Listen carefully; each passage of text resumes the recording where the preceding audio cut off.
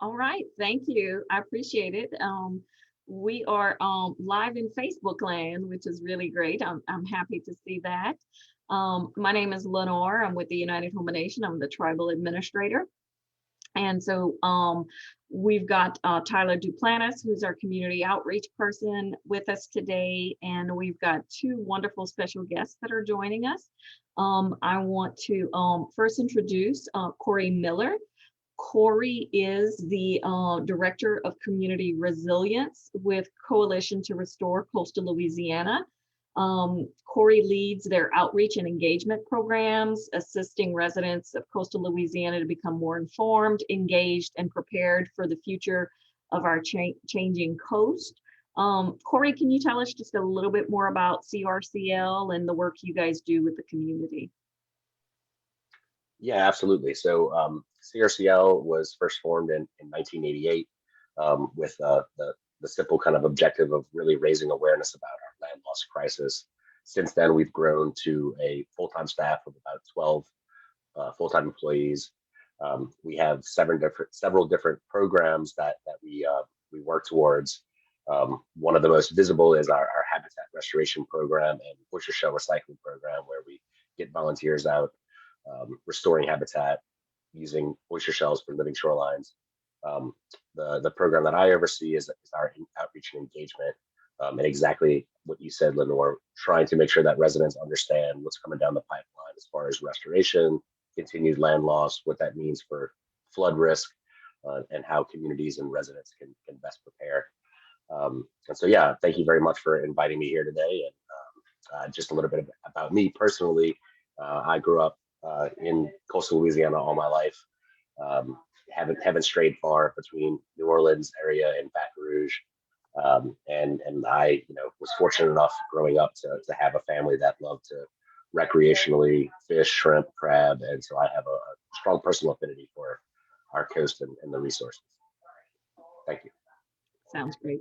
And our second person is Cynthia Sarthou. And am I pronouncing your last name correctly? All right. And she is the executive director of Healthy Gulf and has been since 1995. She has a BA, a JD, and a master's of law in marine affairs. So we definitely don't mess with her and her knowledge of the law as it relates to the coast for sure. Sen, if you can share a little bit of information about Healthy Gulf and the role that you guys provide for the community. Okay, well, Healthy Gulf has we have several staff members who actually work with communities around sort of policy issues having to do with resilience and also with pollution. So we have been engaged with community of Ironton around a coal facility, and also around a new oil port that may interfere with the current diversion and may pollute areas. We also work with a lot of coastal communities since Hurricane Katrina around trying to ensure that the state government supports communities as they try to become more resilient and get ready for the changes that are coming with climate change and the loss of wetlands. We do, I think, more so than Coalition to Restore Coastal Louisiana, we do a lot of policy advocacy. So we actually push the state, I would say, to try to do things sometimes they're not happy about, but to make changes in policy that are needed to help communities and to actually, help those communities get the funding they need to elevate or to restore wetlands or whatever it might be that will allow them to remain where they are. Sounds great. And the purpose we're doing this Zoom live and through Facebook is we particularly recognize there is the Mid-Barataria Sediment Diversion Project that has some really significant impacts. Some may be good, some maybe not so great for our tribal community. And there's an upcoming deadline for comments as it relates to the environmental impacts for that. And particularly, the United Home Nation has had longstanding relationships with both both organizations, Healthy Gulf as well as CRCL, as well as with Cyn and Corey personally, and the work you guys have done. And you're definitely the first people we thought about, because I think you're extraordinarily knowledgeable in the work you've done on this. And so we've got a limited time, and so let's kind of jump into it. And Corey, can you give us a background about the Mid-Barataria Sediment Diversion Project? Kind of where did it start and where are we finding ourselves now? Sure, absolutely. Thank you very much. I know just enough to get me in trouble most times. So your flattery will get you everything, Lenore. Thank you. So I'm going to show a series of slides that actually we had developed. Some of our partners had developed by a third-party institute that does not actually weigh in on which side they care to they don't have a position in the project. It's the Environmental Law Institute. But real quick before I jump into the slides, just for everyone's understanding, that these sediment diversion projects are not very new.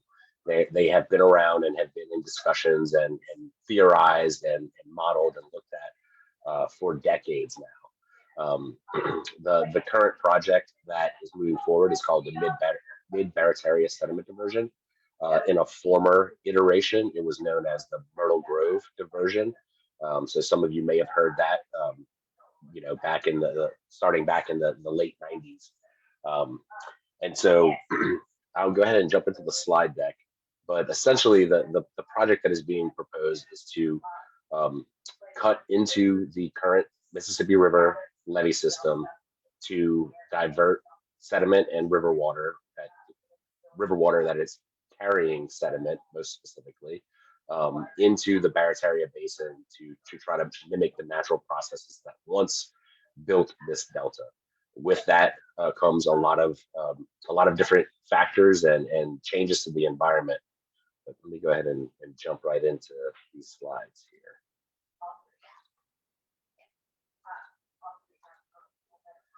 So again, I'm going to be presenting slides that were developed by ELI, Environmental Law Institute.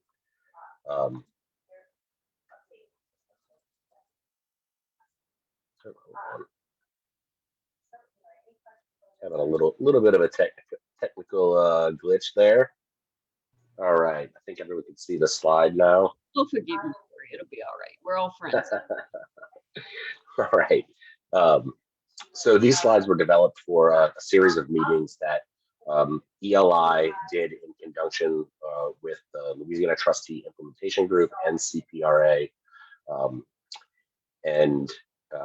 Just a little bit of background about ELI. Again, they are a nonprofit, nonpartisan research and education institute. They do not take a position on the MBSD, which is the acronym for Mid-Barataria Sediment Diversion. They have been working in the Gulf for some time now, and they do have a pretty good understanding of how these processes work, and they actually do have a lot of expertise in dealing specifically with the EIS process, which is the Environmental Impact Statement. So to understand the key players, we have the CPRA, the Coastal Protection and Restoration Authority. That is the state agency that creates the master plan, prioritizes projects for restoration and flood risk reduction. And they are the ones that are the quote unquote permit applicants. So CPRA has to go to the Army Corps of Engineers, so USACE, the second one on there, in order to ask for this permit to cut into the levee and to deliver that sediment and water into the environment. Both of those things have environmental implications, implications for flooding when you're actually cutting into the federal levee system, and then the implications for basin side effects that would result from that river water coming into the estuary. The Louisiana TIG, which stands for Trustee Implementation Group, this is an entity that was stood up to help direct and oversee the disbursement of fines that resulted from the BP Deepwater Horizon disaster that occurred in the Gulf. And so the TIG consists of 5 federal agencies, representatives from CPRA, and then the 4 other states that are around the Gulf Coast. And so the TIG is the one that is actually going to be funding the project using the fines, or the NRDA money is what it's called. NRDA stands for Natural Resource Damage Assessment. So if very high level, when the BP incident occurred, in order to hold BP and Deepwater Horizon accountable, there was 2 big pots of money, so to speak. One was the criminal penalties for the criminal act that they violated. The other was a pot of money to restore the environmental damages. That's the NRDA, the NRDA money. And so out of that pot, the second pot, that is what is being proposed to fund this project. In order to move forward with the project, the Army Corps of Engineers has to go through this, what's called an environmental impact statement, and essentially they have to go through a long list of checks to fully disclose the impacts of the project, the comparison of what happens if we do the project versus if we don't do the project, what that means for our coast and for our communities, and then also to consider alternatives. Is there a different project that could be done that would still meet the core goals and objectives of this project? And so we are currently in the comment period for the draft EIS, the draft environmental impact statement, and that does end on the 3rd of next week. And I'll go ahead and jump forward here. So one of the big questions is should CPRA receive this permit to build the project? And so again, on this time frame, we are in this light blue area in the beginning, in the middle of this kind of time scale here. And so the other question that is being asked is, should the Louisiana TIG use NRDA money to pay for it? And so the proposal is that by doing this project over the long term, there will be new habitat that will be built that will offset some of the damages that occurred when oil washed upon our shores, oil damaged and injured habitat, wildlife, fisheries, that by doing this project, it will kind of act to rectify or to repair, rather, some of those damages that occurred during that incident. So those are the main players and kind of each individual role that we have. Here's another, just look at kind of the timeline with some dates on it. So we are currently in this 60-day, which actually was extended to become a 90-day comment period. We have about a year between now and with the task that the Corps has to take upon themselves, and the TIG. So both concurrently, there is a Corps draft environmental impact statement, as well as the LA TIG has come out with their restoration plan. Both of those plans are being, so at any public comments that are submitted go to both of those entities during this time frame. They are trying to coordinate and trying to make this kind of as collaborative of a process as they can. We have about a year between now and for the Army Corps and the TIG to take in all of that public comment that is provided, to use that to revise the draft EIS, to produce a final EIS. And with that final EIS will be a record of decision, whether or not to go ahead and permit the process, or the project rather. This is a very wordy a list of links that I will share with Lenore directly to go ahead and email out to anyone. But there are several different websites where you can find information from the Army Corps of Engineers, from the Louisiana TIG, and other sites. But we'll go ahead and make sure to follow up so that everybody has that in their inbox and can click on them directly. So the Mid-Barataria Sediment Diversion. The main objectives, as stated in the application, to restore injuries from the Deepwater Horizon oil spill, to reestablish sustainable deltaic processes between the Mississippi River and the Barataria Basin, that that is essentially reconnecting that once natural function that used to occur. Deliver freshwater sediment and nutrients, create, restore, and sustain wetlands and other deltaic habitats. So this is a kind of a zoomed out view of the Barataria Basin here, outlined in black. This little area right here in red is where the structure will actually be placed. That is just just adjacent to Ironton, and right very near the Myrtle Grove community as well. This is a video that kind of simulates the process. So we have the Mississippi River here. These bands that are coming down are to symbolize sediment that's being carried during a flood event.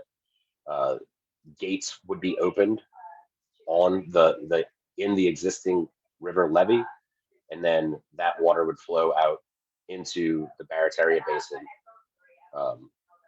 And as that water slows down, as it is carried across existing marsh, it slows down when it enters open bodies of water. The sediment starts to fall out, and it leaves behind new land, subsurface and above surface. And that is the operating theory of the project. So here's another diagram just to have kind of get a little bit more in the weeds. So at the bottom here, we have the Mississippi River. To the right is upstream, to the left is downstream. They will place a structure that will be cut pretty deep into the river channel. They're going to have to armor and secure all of this stuff to make sure that there's no issues with high river stages and flooding, and the structure being able to maintain the integrity of that river levee when it is not in operation and when it is not in operation. They're going to have to go underneath a railroad access bridge. They're going to have to elevate Highway 23, and it's going to be essentially cutting a channel, another waterway that will divide the upper end of Plaquemines Parish and the lower end of Plaquemines Parish. And so I mentioned this already. So concurrently, we have two different plans that are comments are being taken on, and again, you only have to submit one comment, and it automatically goes to both entities. But we have the draft restoration plan by the trustee implementation group for Louisiana, and then the environmental impact statement. And with that, I'm going to go ahead and actually, this is a slide of project benefits that are proposed. It's comprehensive, sustainable regional ecosystem restoration. The wetlands and marsh that are created provide both habitat for fisheries and wildlife, also reducing storm surge, improves the effectiveness and longevity of other marsh creation projects. So a lot of money in the state master plan is being spent to do what's called just dredge and fill, where they stick a dredge in the Mississippi River, vacuum sand off of sandbars, pump it through pipelines, and go and just, almost overnight can create acres and acres of marsh.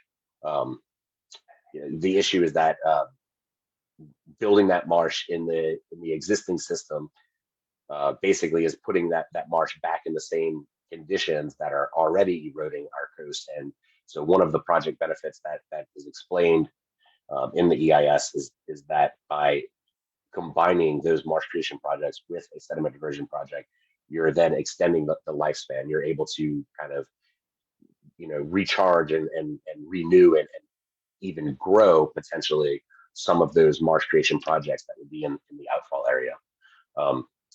With the moderate scenario of sea level rise that is anticipated, the plan, the draft EIS says that we expect 17,000 plus acres at 30 years, but that with the sea level rise, that is actually also going to decrease, and would be a total of almost 13,500 acres at the end of 50 years. And the process to manage this project is known as adaptive management, which is still to be determined. There is some adaptive management, kind of an outline of what they propose, but two of the things that still have yet to be fully finalized. One is exactly how the project will be adaptively managed and who will be sitting on that governance of that board, and who will be able to make decisions on that. And then two, how do we deal with the negative impacts and the negative consequences of doing this? And so in the plan, both plans actually, they talk about this as mitigation and stewardship measures. And now I will go ahead and hand it over to Cyn to elaborate a little bit more on just some of those negative impacts that are anticipated.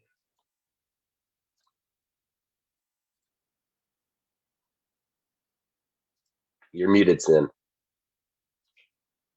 Sorry, my purpose in being here is to try to educate and discuss with many of you. The slides went away, Corey.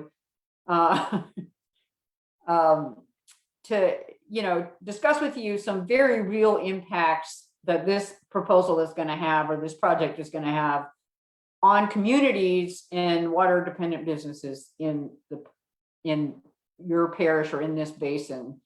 And what I want you to understand is whether or not you agree with this proposal, and if you're going to comment, you can state whatever position you have. You need to think about really, what do you need if this project goes forward? And this is my advice, is to think, if this project were to go forward, whether I like it or not, what am I going to need, right, to be able to move forward with the impacts they've told me that are going to happen in this basin? And so what I'm going to start with is that they have made it very clear that many communities that are outside levee protection in this basin are going to have both increased level of water during high water events and increased time that water remains. And in at least one instance, I think it's like 40 additional days a year that community is going to be inundated. And on this slide, you will see the name of a lot of those communities predominantly. So one of the things that in the mitigation plan the state tries to discuss is, well, what are they going to do to try to help these communities address the additional water that they are going to get? And so, for me, they keep talking about raising roads and maybe elevating houses. They also talk about maybe doing voluntary buyouts, but maybe not. Maybe doing what they call conservation easements, which essentially pays you to allow your property to be flooded. But one of the things, as a person who may be impacted by this, is you need to think and tell the state, to remain in my area, to be able to live where I live, you need to do for me this. Help me elevate the roads in the area, make sure that my driveway meets the road. Help us with evacuation. I mean, there are very serious things that your community may face if you are going to receive more water.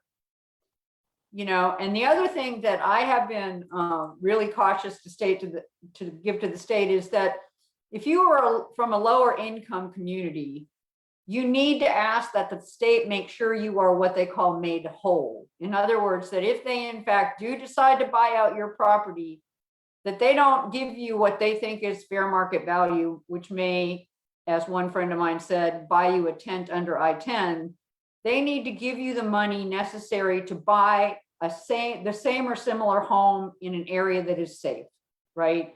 You need to be able to live, and they need to provide you with the money necessary for you to live. So that's one of the things. Next slide. Second, they talk about, no, you can skip dolphins. I mean, I would like to say that for people, most of us love dolphins, and I would say that there's a lot of controversy about dolphins in this proposal, but the latest research shows that within 20 years, there will be few, if any, dolphins left in the Barataria Basin. They will go functionally extinct. So this is one of the most significant impacts of this project. It is going to, but the state is investing in some stewardship money, and we are pushing them to do things like reestablish natural ridges, et cetera, that would help communities and potentially help these dolphins by reducing salinity. I mean, yeah, the impacts on salinity. So you can move on.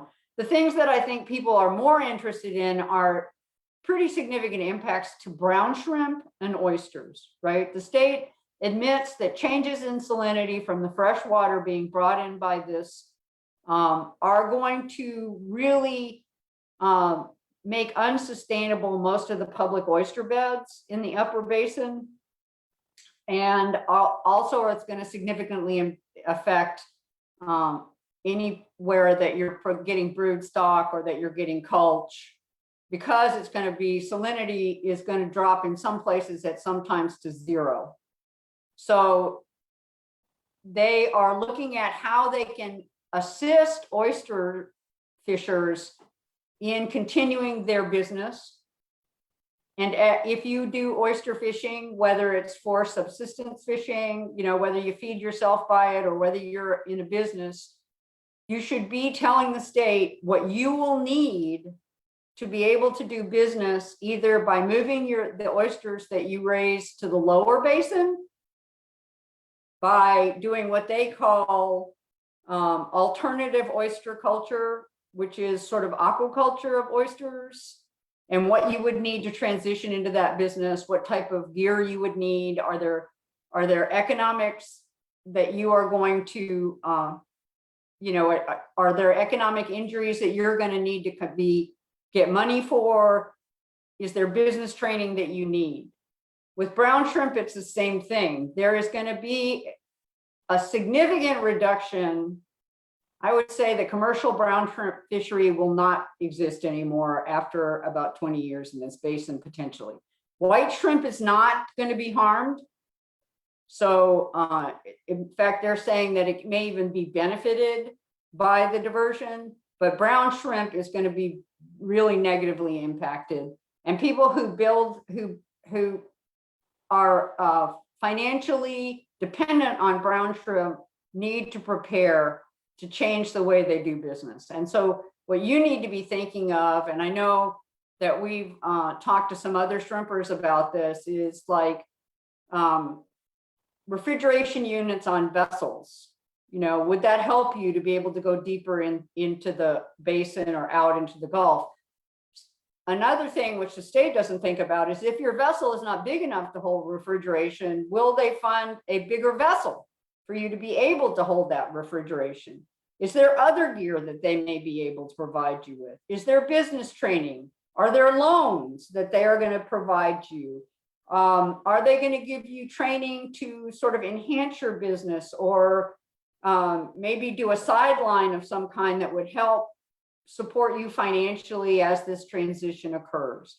So what I really want to caution people to think carefully about, if brown shrimp, right, take is reduced significantly in this basin, can you transition to white shrimp? If you cannot, what is it that you're going to need to continue your business? And if you cannot continue your business, what is it that you will need to make a transition? And you need to be very explicit to the state about this. The state is struggling with what can they do to help people, right? And sometimes I don't think they think deeply enough. I mean, that's just my personal opinion about what people actually need to remain in the area and continue to effectively do business. The other thing that's going to be affected is, of course, people who recreationally or subsistence fish. And one of my concerns is that the state seems to have the belief that they can address any problems for people who subsistence oyster or fish by simply moving access points way down in the basin to areas that would be adequate. Well, if somebody subsistence fishes, can you get there? What is the transportation? What transportation needs do you have? Is there additional gas costs? Is there additional equipment cost you will need? I mean, you know, if the state is going to do this, and if the state is going to impact you and or your business, then they need to make you whole, as they say in the legal world, which is they need to provide you with enough funding or support to allow you to continue to, at very least, live the way you're living now, right, without impact. And so, that's why I want to talk to you. There are other impacts. There are impacts to cultural resources. They don't really identify those, and most of those are tribal. I told Lenore, and she agrees. One of my concerns is the only people that the Corps of Engineers are required to consult with are federally recognized tribes. Now, there are a lot of non-federally recognized tribes in this basin that are going to be impacted by this project. And there are a lot of those tribes that have cultural and religious resources in this area that they are going to want to try to protect from high water or wetlands loss. And so I think that those tribal members should be stressing that, you are important to talk to, that you should be consulted, that you have a right to protect your cultural resources from actions of the state that may endanger those resources. And so I would stress that you really state these things to the state in however you want to state them, and make sure that you put those comments in, because the more comments they get, the more likely they are to listen. And community expertise in what is going to be needed to make communities whole is really critical to the entire process. So I'll turn it over to you, Lenore. Thank you. I appreciate it. And Corey, can we go back to the graphic of the full basin and showing where they're proposing for land to be built? Is there a graphic of that? It doesn't show the whole basin.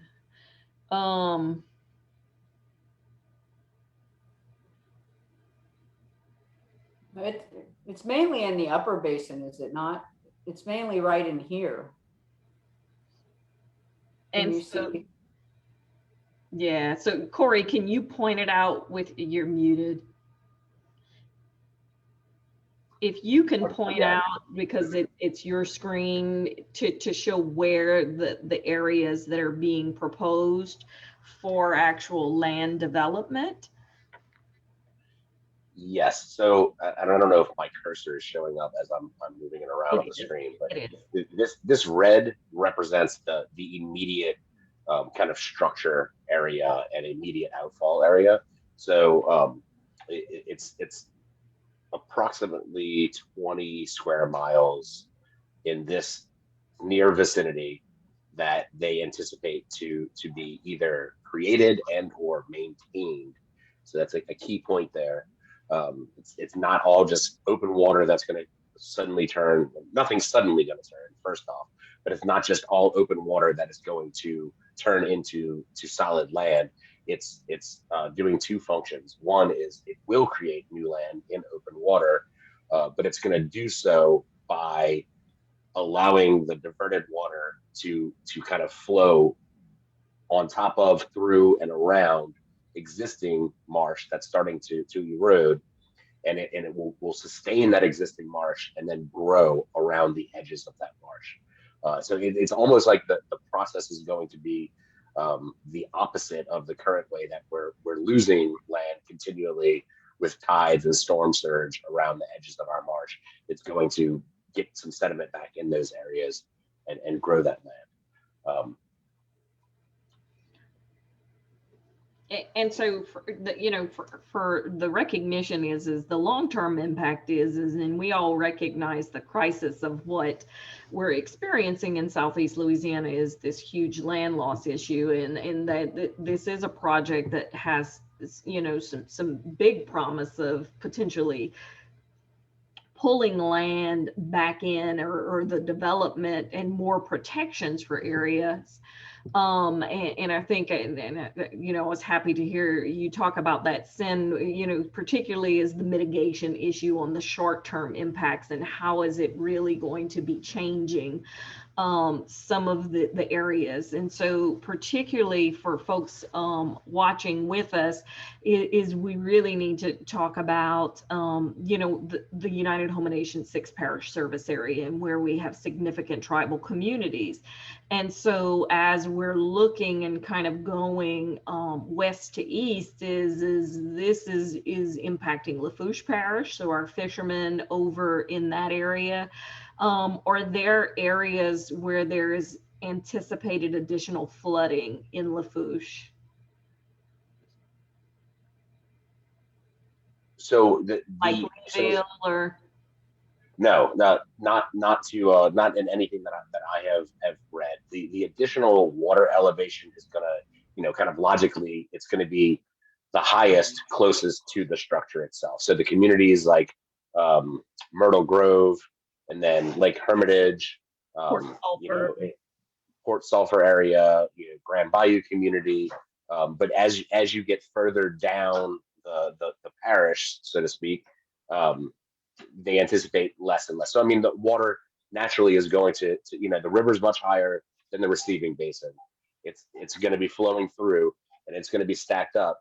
But as it starts to spread out, it will get less and less and less above the average tide. So in Lafourche, our primary concerns are going to be for the fisheries.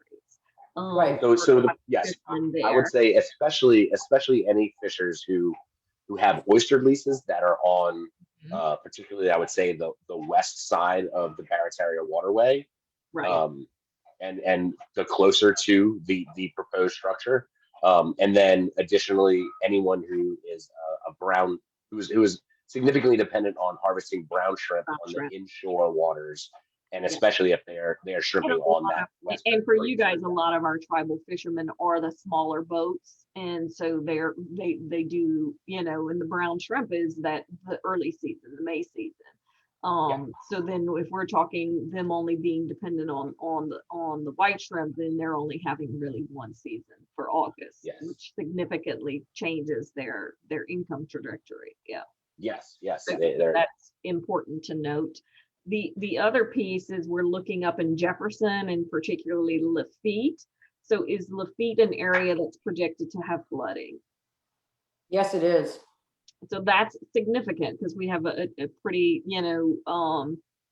decent settlement of tribal citizens out there that would need to know this. And we still have as well there have a large number of tribal fishermen. So folks, that's something they should be aware of.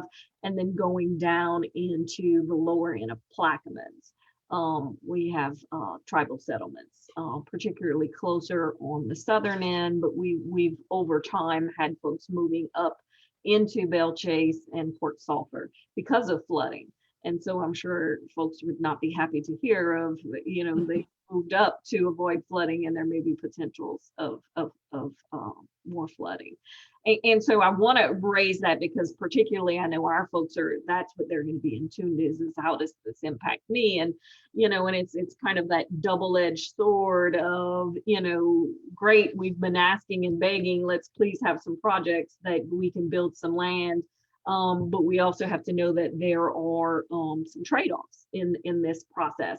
And it's good to know that there is mitigation options on the table, but I would agree with both of you is unless we very specifically say what our needs are, we can't assume that folks are going to know that. And so the importance of being able to comment are going to be able to do that. Tyler, I think we have a question up on Facebook. Can you share that?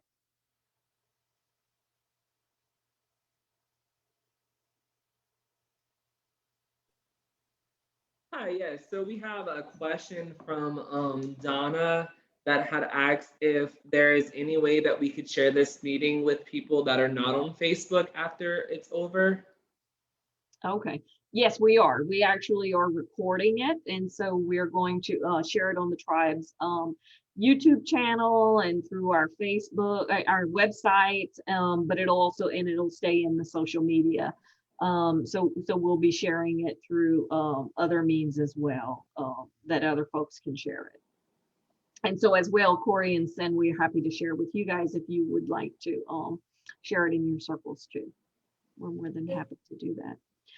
Absolutely. And, you know, I think I could speak for Sin as well on this. I think both of us are more than welcoming of comments or questions that may arise post this specific time slot and recording. So please do facilitate those towards us if you get some. Yeah, I mean, I am currently working on very extensive comments on the mitigation plan. So if anybody wants to contact me, they're more than welcome to do so. It was one of my assignments for the organization. So great. What are some resources to follow this project if anyone wants to look into it more? So if you quite possibly the easiest way is if you just go on Google and search Mid-Barataria Sediment Diversion Corps, CORPS, the Army Corps. It'll bring you to the page that has all the information about the actual links to the document, which is thousands of pages long, by the way, including all the appendices. It's a very detailed document. The chapter on impacts alone is 935 pages. I know, I read it. It's very long. But there is a fact sheet. Yes, they do have executive summaries and fact sheets and things like that as well. Also as well, pre-recorded some presentations that were given with some Q&A that was conducted with the public and residents, and all the information on how to how the different ways that you could weigh in and comment. Yeah, I shared my screen so you guys can see the comments sought for the Mid-Barataria Sediment Diversion draft environmental, and that is exactly what I did. Is I just Googled it to be able to pull it up, brought me straight to the Corps website, and then gives me a summary of the comment period, where information is located. And then if you actually click on the comments electronic, if you want to submit comments electronic, and I'll go to that site, there's additional information here, but you can actually literally comment directly into their website. So it's super easy to comment. It's nowhere nearly as difficult as it used to be for a citizen to comment and provide comments on projects. It's really great to do that. And then the other thing is, if you look below that, it has all of the content. So it has the restoration plan and then the appendices, and those are quite extensive. And so, and Lenore, if I can say this, Appendices B is the mitigation plan. And really their discussion of mitigation starts about 30 pages in, so it's not very long. If people want to go skim it to see what the state is talking about and what they want to respond to, that is a relatively easy document. The rest of these are pretty complex, but that's a relatively easy document to look at, to see what they say are the impacts and what are they proposing to do. And then, that gives you the opportunity to say, we don't think your mitigation is sufficient, or we think you need to include something else, right? So.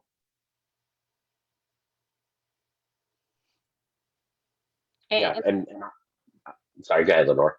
Yeah, and our purpose of doing this is we really want to kind of demystify this system, because it's really important that people have the opportunity to get their comments out there.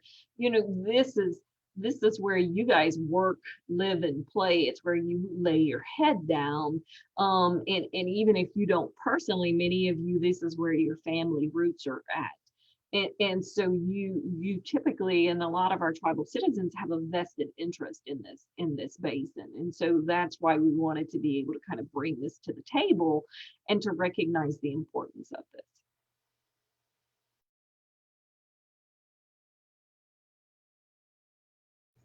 You can go ahead, Corey. I'm sorry. No, that's all right. I'm happy to answer any other questions. I don't know if they have any more coming in the chat. I was just going to add, going back to some specific examples. So currently there is no language in there of, if you have a 30-foot skimmer boat and you are heavily dependent on the inshore brown shrimp season, it's not likely that that size boat is going to be able, even if it could be equipped with a freezer plate or refrigerator technology, it might not be safe to get out into the open Gulf. I think Sin hit on this a little bit earlier. So in that specific example, if you were in that case saying the current measures that are outlined for mitigation would not allow me to be made whole, I would like for instance, a no interest loan program in order to buy a bigger ship, a bigger boat, or a grant program, or some kind of matching funds, or whatever it is that is going to make you whole, as Sin mentioned. And then additionally, if there are issues with quality of life that are going to change as a result of you having to adapt and transition, make sure that you are identifying any of those socioeconomic factors that may end up becoming more of a burden for you as a result of the project. And to the extent that you could specify, it would be great to have this to offset this, change in my quality of life or my business operation.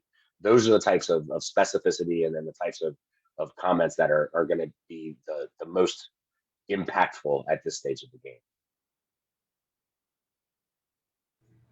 I guess one of the questions I have, and because I'm just looking at this section right here that talks about sources of critical uncertainty. And I will say for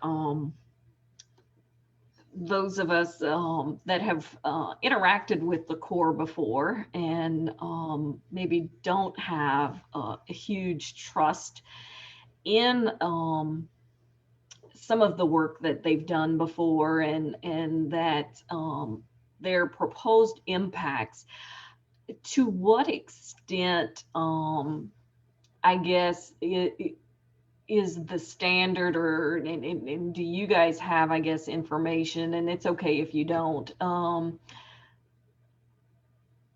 of how do we trust these are accurate assessments, so to speak? Well, I think it's difficult. I think you have to understand that, the impact could be less, they could be more. The only one I can give you a specific example of, but let's just discuss it, is, as I said, about dolphins, right? The study that the Corps and the CPRA did only looked at single year impacts on dolphins. And a federal commission asked those same scientists to look at, well, if you hit those dolphins year after year after year with low salinity, what would happen? And it's not in this DEIS, but now there is a study that was issued this month, that shows that if those dolphins are hit year after year after year, the impacts are going to be far worse than are currently predicted. And so the same could be true of oysters, and it could be true of shrimp. The problem and I will give them this, the problem for the CPRA and the Corps is they don't know what the river level is going to be. And their presumption is that this diversion is just going to start flowing. It's going to always flow at 5,000 cubic feet per second, always. But that as soon as the river hits 450 cubic feet per second, it's just going to be sort of open to whatever level the river starts to rise to. They're going to offset it with the diversion. Well, in past years, that may not have been very much. That diversion might not have run 3 months. But with climate change and the increasing rain that we've had in the last several years, it could mean that diversion runs 8 months a year. So there is this level of uncertainty about how much water there's going to be, how often this diversion is going to reach maximum flow, how long it's going to flow at maximum level or close to maximum level, and what that impact will be. So people need to understand that the uncertainty goes both ways. It may be far less impact, it may be far more impact. It all depends, sadly, on models used and how in-depth the research is. So that's why I keep saying you need to presume the worst and ask for what you need to withstand the worst, because we're not going to know for 20 years about, I mean, this project's not going to be built and operational for 5 to 10 years. So we're not going to know for 20 years what the impact of this diversion is. And people just need to ask the state to make them ready to withstand any impacts of the diversion on their way of life and on their businesses. Does that answer your question, Lenore? It does. And yeah, that's really hard to kind of try to put the nail on the hammer. So the hammer on the nail is correct. Yeah, to that extent. I guess my other question that I'm sure may be a burning question for other folks that maybe are not in this world and deal with this on a daily basis is what's the likelihood that this project just goes away?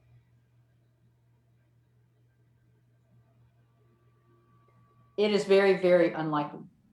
I just need people to understand that. It is very unlikely that this project is going away.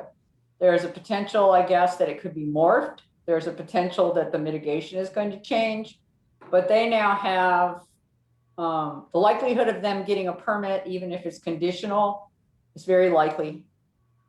The fact that they're getting NRDA money, natural resource damage assessment money, ensures that there's going to be money to construct it, which they did not have before. So the certainty that this project will be built in some form is almost 100%, in my opinion. So that's why we are stressing, whether or not you like it, the chances are this project will be built. It is not going away. And so people just need to think about what they will need to be able to live with the project. And then if a miracle happens for some people who hate this project, well, miracles happen, but it's very rare in my experience that this type of miracle happens.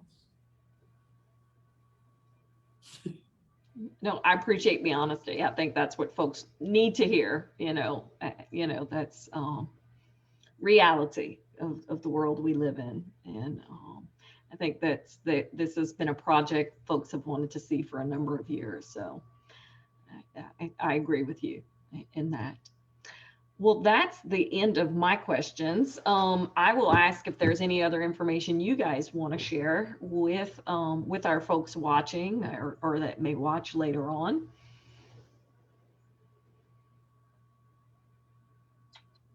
Just that, I am available as a resource to answer questions, to provide information. You can reach me at corey.miller, corey.miller@crcl.org via email, and I'm happy to engage further. And I thank y'all for the time and opportunity. Yeah, I agree with Corey. I'm available. I did want to say, and Lenore, you probably got the emails that Southeast Louisiana Voice, which is a group of coastal communities that Corey and I work with, are in fact putting together comments on mitigation and what they want the state.